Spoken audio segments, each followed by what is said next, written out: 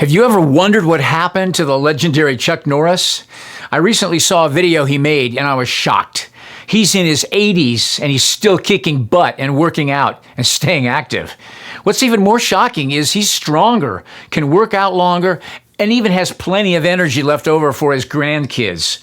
He did this by just making one change. He says he still feels like he's in his 50s. His wife even started doing this one thing too, and she's never felt better. She says she feels 10 years younger. Her body looks leaner, and she has energy all day. Chuck made a special video that explains everything. Make sure you watch it by going to chuckdefense.com/think or by clicking on the link below in this video. It'll change the way you think about your health. Once again, that's chuckdefense.com/think. And click on the link in the description box below to watch the video now.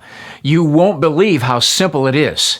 Just a reminder, the legendary Chuck Norris is a whopping 81 years old and yet has more energy than me.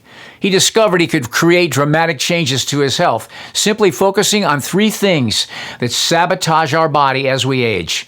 Watch his method by clicking the link in the description box below at chuckdefense.com/think.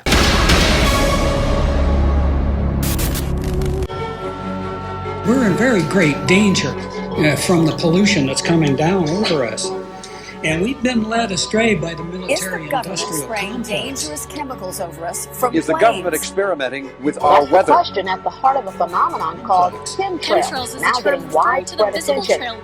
Millions of tons of toxic poisons released by our planes during the Cold part War, of the the government United States military conducted secret tests up there in airplanes spraying all kinds of chemicals to change or manipulate the weather, leaving what you see there, and they call that a chemtrail. Geoengineering. They say it puts poison in the soil. Tests show high levels of these chemicals in our rain and soil. Using planes to spray chemicals into the atmosphere to manipulate or control.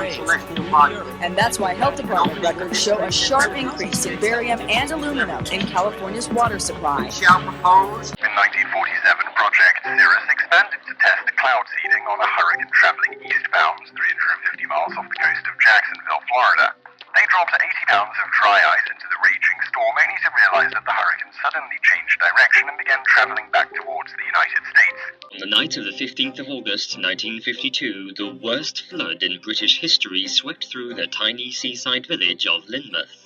90 million tons of water devastated the area, killing 35 people and leaving over 400 homeless. 40,000 tons of boulders were dragged off the moors, destroying houses and cars. Project Skyfire, a U.S. forestry research operation concerned with the study of lightning and all of its manifestations. Project Skyfire is aimed at lightning fires in western Florida. In detail, the manner in which your work involves you in the dispersion of clouds, which happen to have some effect on, or rather bring about thunderstorms or what have you. Could you tell our audience something about that type of work?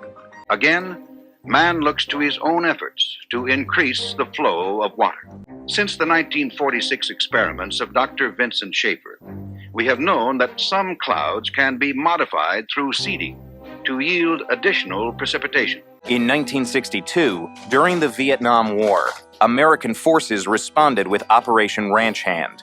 Over the next 9 years, spraying an area about the size of Massachusetts with defoliants, the most notorious being Agent Orange. Although that war was long ago, there is lingering anger about the United States' use of a controversial defoliant spread by American aircraft on the jungles there. An epidemic of birth defects, brain damage, and rare cancers still affecting hundreds of thousands of Vietnamese today. According to environmental studies, high levels of dioxin could still be found in the soil in certain areas and had seeped into nearby lakes. I got something to say. I want to know how come the fascist pigs have been seeding the clouds. Right. Last hour the airplanes going over twice with all the smoke coming out of them seeding the clouds. And I want to know, why that stuff is going down, man. And why doesn't the media report that stuff to the people, man? I'm telling you what happened. The planes come over an hour and a half and they seeded all the clouds. The second time they people of unknown origin were seeding the clouds over the I don't know what they hope to prove, man. At that time, the United States Army were in Vietnam. Pierre Saint-Amand, was part of the team assembled in a top-secret cloud seeding operation known simply as Project Popeye. In May 1967, as monsoon clouds developed over the Ho Chi Minh Trail, Armand and his team put their new weapon to the test. We ejected the material so that it fell into the growing part of the cloud, and it rained very heavily out of it, and everybody was convinced with that one experiment that we had done enough.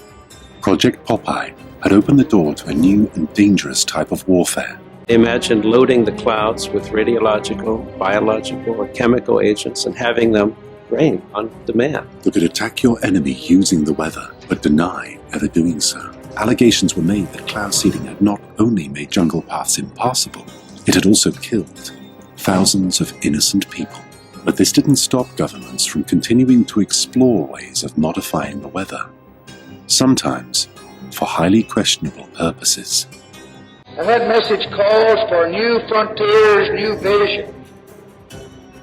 It calls for us taking the steps now that will make us no longer second in space and in science.